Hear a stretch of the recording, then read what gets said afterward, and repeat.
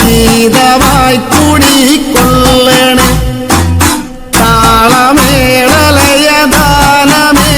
ശ്രുതിരാഗഭാവ സുഖമേകണേ. നമ്മുടെ ഹൈന്ദവ സംസ്കൃതിയുടെ ഒരു പ്രത്യേകത, എല്ലാ ശുഭകർമ്മങ്ങളും നമ്മൾ അഗ്നിസാക്ഷിയായിട്ടാണ് ചെയ്യാറുള്ളത്. അതിൽ പ്രധാനം നമ്മൾ ഗൃഹങ്ങളിൽ വിളക്ക് കത്തിക്കാറുണ്ട്. അപ്പോൾ ചിലർക്ക് സംശയം തോന്നും വിളക്ക് കത്തിക്കുമ്പോൾ അതിൽ എത്ര തിരി ഇടണം എന്നുള്ളത്. അപ്പോൾ നിത്യം നമ്മൾ വിളക്ക് കത്തിക്കുമ്പോൾ ഏറ്റവും കുറഞ്ഞത് 2 തിരിയെങ്കിലും തെളിക്കണം എന്നാണ്. അത് ഒന്ന് കിഴക്കോട്ടും ഒന്ന് പടിഞ്ഞാട്ടുമായിട്ടാണ് വേണ്ടത്. ഇനി അതല്ല കുറച്ചുകൂടി അത് വിപുലപ്പെടുത്തി ചെയ്യണമെന്നുണ്ടെങ്കിൽ 5 തിരിയിട്ട് കത്തിക്കണം എന്നാണ്. 5 തിരി ഇടുമ്പോൾ 4 ദിക്കുകളിലേക്കും ഈശാന കോണിലേക്കുമായിട്ടാണ് നമ്മൾ തിരി കത്തിക്കേണ്ടത് എന്നുള്ളതാണ്. ഇനി നമ്മൾ ഓരോ ആവശ്യങ്ങൾക്ക് വേണ്ടിയിട്ട് ദീപങ്ങൾ പല രീതിയിൽ എടുക്കാറുണ്ട്. ഇപ്പോൾ ദേവനെ പുറത്തേക്ക് എഴുന്നള്ളിക്കുന്ന അവസരത്തിൽ കുത്തുവിളക്ക് എന്നുള്ള അത് ദേവനെ അകമ്പടിയായിട്ട് നമ്മൾ ആനയിച്ച് കൊണ്ടുപോകുമ്പോൾ എടുക്കുന്ന ഒരു വിളക്കാണ് കുത്തുവിളക്ക്. അതേപോലെ കൊടിവിളക്ക്, പൂജകൾക്കാണ് സാധാരണ കൊടിവിളക്ക് ഉപയോഗിക്കാറുള്ളത്. കാരണം പൂജ എന്ന് പറയുമ്പോൾ അതിനൊരു ഷോഡശ ഉപചാരങ്ങളുണ്ട്. ആ ഉപചാരത്തിൽ ഒന്നാണ് ദീപം. അപ്പോൾ ആ ദീപത്തിനെ പ്രതിനിധീകരിച്ച് കാണിക്കുമ്പോഴാണ് കൊടിവിളക്കിൽ നെയ്യൊഴിച്ച് തിരിയിട്ട് കത്തിച്ച് നമ്മൾ കാണിക്കുന്നത്. അവിടെയും 1 തിരി പാടില്ല എന്നുള്ളത് കൊണ്ട് 2 തിരി ഒന്നിച്ചു കൂട്ടിയിട്ടാണ് കത്തിക്കുന്നത് എന്നുള്ളത് നമ്മൾ മനസ്സിലാക്കണം. അതേപോലെ ശ്രീകോവിലിൻ്റെ ഉള്ളിൽ കത്തിക്കുകയാണെങ്കിൽ ശ്രീകോവിലിൻ്റെ ഉള്ളിൽ കത്തിക്കുന്ന വിളക്കുകളിൽ ഭൂരിഭാഗവും അലങ്കാരം ആയിട്ടാണ് നമ്മൾ കാണുന്നത്.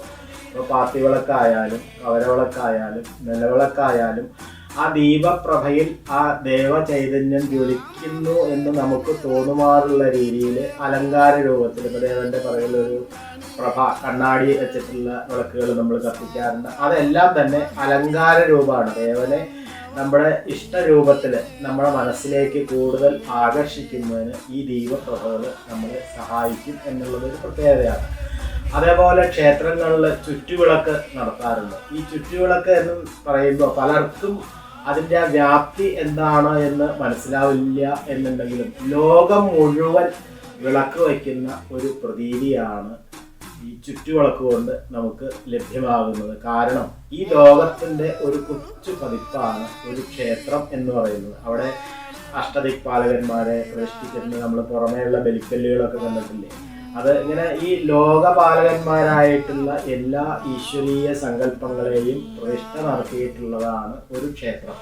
അപ്പോൾ ആ ക്ഷേത്രത്തിന് ചുറ്റും വിളക്ക് വയ്ക്കുമ്പോൾ ഈ ലോകത്തിന് ചുറ്റും വിളക്ക് വയ്ക്കുന്നു എന്നുള്ളൊരു ഫലമാണ് നമുക്ക്, അല്ലെങ്കിൽ ഒരു അനുഭൂതിയാണ് നമുക്ക് ലഭിക്കുന്നത് എന്നുള്ളതാണ് ചുറ്റുവിളക്ക് കൊണ്ട് നമുക്ക് ലഭിക്കുന്നത്. അതേപോലെ തന്നെ ക്ഷേത്ര ശ്രീകോവിലിൽ ദീപാരാധന നടത്താറുണ്ട്. ഏറ്റവും കുറഞ്ഞത് ഏകാരതിയുണ്ട്, പഞ്ചാരതിയുണ്ട്. അതേപോലെ ദീപാരാധന തട്ട് 3, 4, 5 തട്ടുകളായിട്ടുള്ള ദീപാരാധന തട്ടിൽ 21, അതേപോലെ 36, അതേപോലെ 51, 108 തിരികൾ വരെയുള്ള തിരികളിട്ട് കത്തിച്ചുകൊണ്ട് ദേവനെ ഉഴിയുന്ന ആ ഒരു സമ്പ്രദായം. അപ്പോൾ ആ ഇത്രയും പ്രഭയിൽ ആ ദേവന്റെ സുന്ദരമായിട്ടുള്ള രൂപത്തെ നമുക്ക് കൂടുതൽ ഹൃദയത്തിലേക്ക് പതിപ്പിക്കാനായിട്ട് സാധിക്കും എന്നുള്ളത് കൊണ്ടാണ് അത്തരത്തിലുള്ള ചടങ്ങുകളൊക്കെ നമ്മൾ കാണാറുള്ളത്. എന്തൊക്കെ തന്നെ ആയാലും ഏതൊരു ശുഭകർമ്മത്തിൻ്റെയും ഒഴിച്ചുകൂടാൻ പറ്റാത്തതായിട്ടുള്ള ഒന്നാണ് ഈ ദീപം അല്ലെങ്കിൽ അഗ്നി